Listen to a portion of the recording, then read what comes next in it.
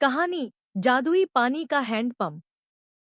यह कहानी हरियाणा व पंजाब की सीमा पर बसे जिला सिरसा के गांव पनिहारी की है। गांव पनिहारी से 3 किलोमीटर दूर कुछ घर ढाणियों के रूप में बसे हुए थे।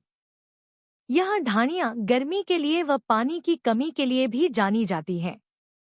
ढाणियों वाले अक्सर सूखे कुओं और तालाबों से पानी की एक बूंद पाने के लिए संघर्ष करते थे। फसलें मुरझा जाती थीं और पशुधन को कष्ट होता था। ढाणियों वाले बारिश के लिए प्रार्थना करते थे, लेकिन ऐसा लगता था कि आसमान ने उन्हें भुला दिया था। एक दिन एक फकीर गांव में आया।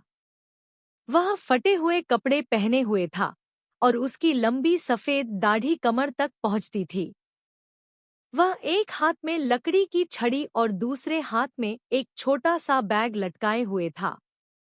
गांव वाले फकीर के प्रति संदेह में थे, लेकिन उनमें कुछ ऐसा था जो उन्हें आकर्षित करता था। फकीर गांव में घूमते हुए अपनी आंखों से परिदृश्य को देख रहा था। वह गांव के मुखिया के घर के सामने रुका और आराम करने के लिए एक जगह मांगी। एक दयालु व्यक्ति जिसका नाम गुरप्रीत सिंह था, ने फकीर का स्वागत किया और उसे भोजन और आश्रय की पेशकश की। फकीर ने भोजन और आराम करते हुए गांव वालों से उनकी पानी की समस्या के बारे में सुना। फकीर ने ध्यान से सुना और अल्लाह का करम कहा। अगले दिन फकीर ने घोषणा की कि वह गांव वालों को एक उपहार देगा। वह उन्हें गांव के बाहरी इलाके में एक बंजर भूमि पर ले गया और खुदाई शुरू कर दी। गांव वाले उत्सुक थे और उसके आसपास इकट्ठे हो गए।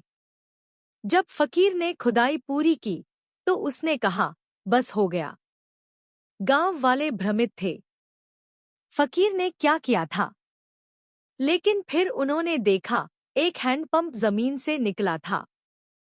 फकीर ने मुस्कुराते हुए कहा, यह कोई साधारण हैंडपंप नहीं है। यह एक जादुई पानी का हैंडपंप है। यह आपको पानी देगा जब भी आपको इसकी आवश्यकता होगी, और यह कभी सूखेगा नहीं। गांव वाले आश्चर्यचकित थे। उन्होंने पहले कभी ऐसा कुछ नहीं देखा था। उन्होंने फकीर से पूछा कि यह कैसे काम करता है, लेकिन उसने बस मुस्कुराते हुए कहा, विश्वास और प्रार्थना पहाड़ों को हिला सकती है। गांव वाले प्रसन्न थे। उन्होंने फकीर को धन्यवाद दिया और हैंडपंप की देखभाल करने का वादा किया। जब उन्होंने इसका उपयोग करना शुरू किया तो उन्होंने पाया कि पानी ठंडा, साफ और प्रचुर मात्रा में था। फसलें उगने लगीं और पशुधन फलने फूलने लगा। गांव वाले समृद्ध हो गए और उनके जीवन में हमेशा के लिए बदलाव आ गया। वर्षों बीत गए और गांव वालों ने फकीर को भुला दिया। उन्होंने हैंडपंप को हल्के में लेना शुरू कर दिया और कुछ ने इसका दुरुपयोग करना शुरू कर दिया। लेकिन हैंडपंप ने उन्हें पानी देना जारी रखा, चाहे वे इसे किसी भी तरह से व्यवहार करें। एक दिन एक गंभीर सूखा आया। नदियां सूख गईं और तालाब वाष्पित हो गए। लेकिन जादुई पानी का हैंडपंप अभी भी बह रहा था। गांव वाले आश्चर्यचकित और आभारी थे। उन्होंने महसूस किया कि फकीर का उपहार न केवल एक हैंडपंप था, बल्कि भगवान की ओर से एक आशीर्वाद था। गांव वालों ने हैंडपंप की बेहतर देखभाल शुरू कर दी। उन्होंने इसे नियमित रूप से साफ किया, इसके हिंग्स को तेल दिया और इसके चारों ओर प्रार्थना की।